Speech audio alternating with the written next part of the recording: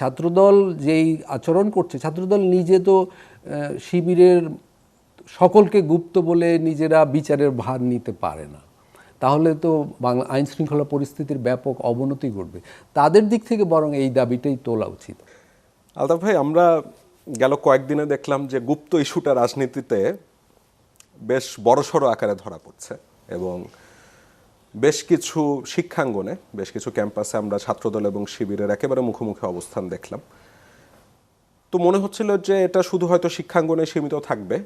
ধারণা ভুল প্রমাণ করলো তখন যখন দেখলাম যে সিনিয়র যারা রাজনৈতিক নেতা আছেন তারাও এই ইস্যুটা নিয়ে কথাবার্তা বলছেন। আমি গতকালই দেখলাম জামাতের সেক্রেটারি জেনারেল, আমি তাকে কোট আনকোট করেই বলি, তিনি বলছেন যে শিবিরের বিরুদ্ধে মিথ্যা ফটোকার্ড দিয়ে অপপ্রচার চালিয়ে গুজব ছড়িয়ে মানুষকে বিভ্রান্ত করা হচ্ছে। আপনারা শিবিরকে গুপ্ত বলেন, শিবির গুপ্ত নয়, বরং দেশের জনগণ যদি বলে যারা 17 বছর পর বাইরে থেকে দেশে ফিরেছেন তারাই গুপ্ত। এবং তারপর তিনি আরও অনেক কথাবার্তা বলেছেন, যার মধ্যে একটি হচ্ছে যে সরকার সংকট নিয়ে সংসদে সমঝোতার কথা বলে সারা দেশে আসলে শিবিরের বিরুদ্ধে ছাত্রদলকে লেলিয়ে দিয়েছে। তো এই গুপ্ত ইস্যুতে রাজনীতির ময়দান বা শিক্ষাঙ্গনে যে অস্থিরতাটা তৈরি হলো, তা কি দেশের রাজনীতিতেই, মানে মূল যে রাজনীতি তাতেই একরকম অস্থিরতা তৈরি করবার আশঙ্কা তৈরি করছে নাকি? আরেকটি ব্যাপার হচ্ছে, শিবির যদি গুপ্ত থাকেও তাতেই বা সমস্যা কি? এটি তো তাদের এক ধরনের রাজনৈতিক স্ট্র্যাটেজি হইতে পারে। ধন্যবাদ।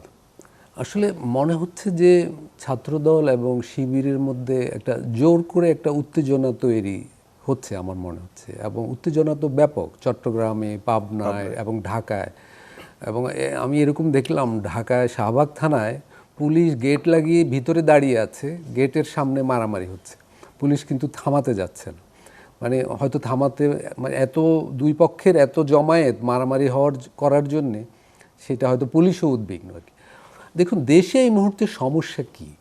সমস্যা হলো দ্রব্যমূল্য, IMF-এর লোন পাওয়া যাচ্ছে না, জ্বালানির দাম বেড়ে গেছে, মানুষের প্রকৃত আয় কমে গেছে, ব্যাংক থেকে লোন নিয়ে সরকার ব্যয় মেটানোর চেষ্টা করছে, কিন্তু সেখানে ছাত্রদল এবং শিবিরের কর্মীরা শিক্ষাঙ্গনগুলোতে ফটো কার্ড নিয়ে মারামারি করছে।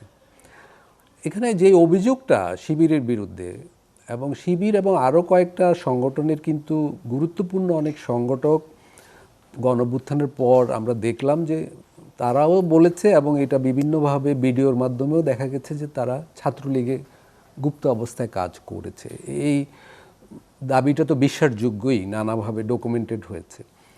প্রশ্ন হলো, ছাত্রলীগ এখন নিষিদ্ধ, ছাত্রলীগকে নিষিদ্ধ করা হয়েছে গত 15 বছর তাদের বিভিন্ন অন্যায় কাজের জন্য। তারা জুলুম করেছে, মারামারি করেছে, ছাত্রদের নির্যাতন করেছে, প্রচুর ফৌজদারি অপরাধের অভিযোগ তাদের বিরুদ্ধে।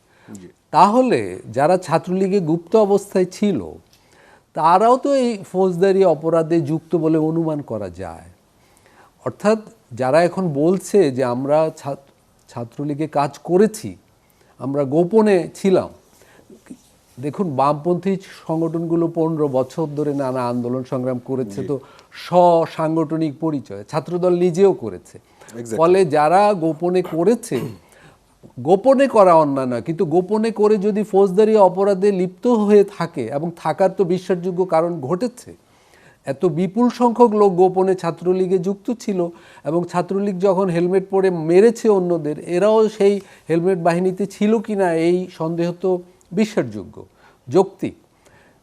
অন্তর্বর্তীকালীন সরকার আমলে দেখলাম আমরা, সেই অন্তর্বর্তীকালীন প্রশাসন বিভিন্ন শিক্ষা অঙ্গনে নির্বাচনের আয়োজন করে এই ধরনের গুপ্ত সংগঠকদের কিন্তু নির্বাচিত হওয়ার সুযোগ করে দিল এবং এক ধরনের বৈধতা দিল। ফলে ওই ফৌজদারি সন্দেহের কোনো তদন্ত হলো না।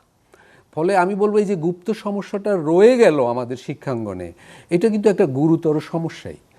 কিন্তু মুশকিল হলো ছাত্রদল নিজে তো এটা বিচারের ভার নিজের হাতে নিয়ে নিলে হবে না, তাহলে তো একটা শিক্ষাঙ্গনগুলোতে একটা নৈরাজ্য ছড়িয়ে পড়বে।